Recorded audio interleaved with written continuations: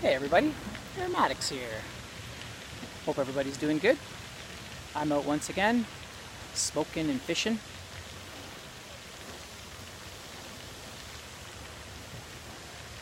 Thought I would talk about a few things, some technical things. I don't often talk about technical things, but there's been I think Aromatic Piper, he was talking about, I was watching one of his videos and he was talking about smoking cooler, smoking drier, and he was doing diagrams. It's been done before, but it's always fun to look over that kind of stuff and get into deep technical physics, chemistry of smoking a pipe. And it got me to thinking. We all know how pipes and thinking go good.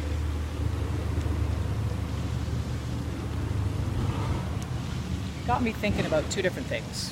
One, we'll talk about first, and that's relights. And two, the thickness of a bowl and how that affects the coolness and moisture of the smoke. So first of all, relights. When I first started smoking, and other people I've noticed too, it seems to be, sometimes it's a problem or something people, a concern. And that is if they have to relight too often. And when I first started smoking a pipe, that was one of the things that I was kind of, worried and concerned about, is my pipe wouldn't stay lit all the time. And there is a good relight and a bad relight. Now the good relight would be if like me, you're a slow smoker, or you do other things while you're smoking, because I can't usually enjoy my pipe and do something else at the same time. Fully enjoy my pipe. So a lot of times I smoke for a little bit and then read my book and then smoke a little bit and then, or whatever, that kind of a thing. And in that case, if you're smoking slow and your pipe goes out, I think that's a great thing. I think that's actually one of the advantages of smoking a pipe, is the freedom to smoke when you want to smoke, and you don't waste any tobacco because you're just enjoying every minute of it.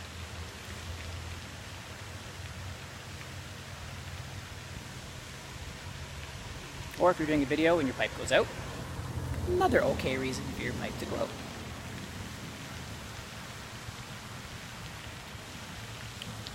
Now that brings us to the bad type of relight. And that would be, say you packed your bowl improperly, or your tobacco is too wet. Those are usually the two main reasons: wet tobacco, or improper moisture, and poor packing. And in that case, yeah, it's annoying, especially if you have to relight so much that you end up getting tongue bite and just not being able to enjoy your pipe because you're just getting a wet, hot, steamy smoke. So I think, as long as you're packing your bowl good and you're not getting tongue bite, relight as much as you want. It's actually a good excuse. We spend all this money, and I've touched on this before in my other videos, on fancy lighters and different lighting techniques. That just gives you more of an opportunity to get your money's worth out of your lighting toys and your tampers.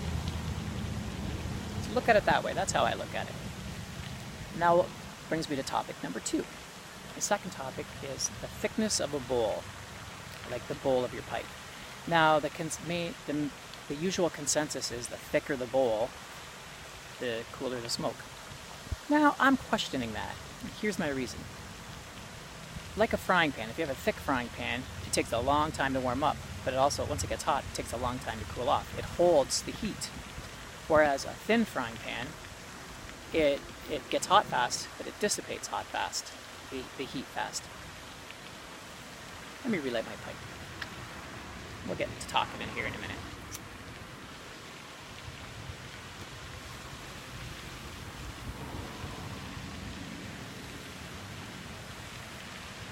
Okay, so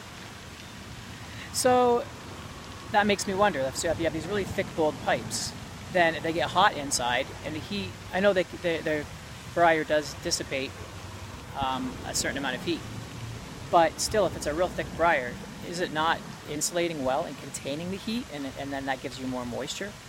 A good example of this might be, say, I've noticed people that have Nording freehand pipes, and they're big, bold pipes and thick-walled, And I know a lot of people seem to complain that they gurgle.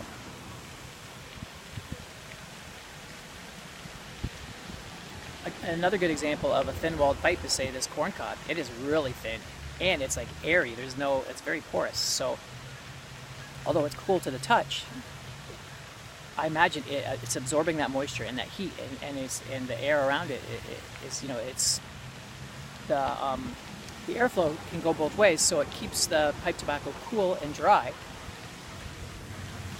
because it's thin and porous. So, just makes me question. Maybe I'm wrong. I don't know.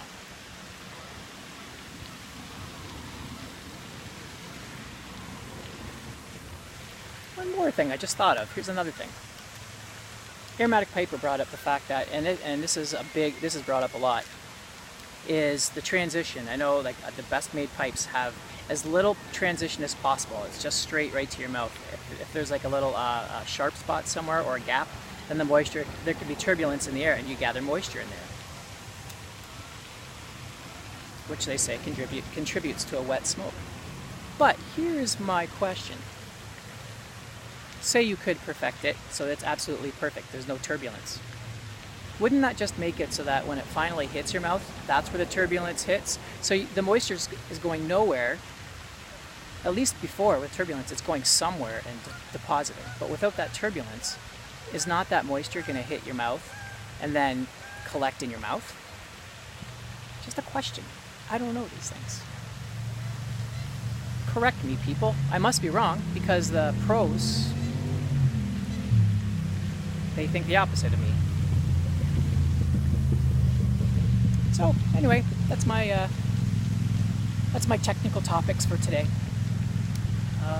Yeah, this video is getting a little bit long now, so I'm going to probably make another video. I'm going to do a review, I think, a cigar review for Romeo Rory, and all the other people out there that enjoy my cigar reviews. It's warmer weather. I'm enjoying cigars a little more.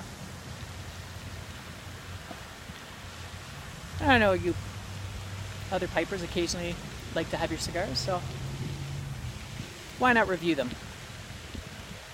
And most of the cigars that I get are available at the same places we get our pipe tobaccos, like Smoking Pipes or Cup of Joe's. So if I like those cigars, then maybe you guys might like them too. So alright, that's it.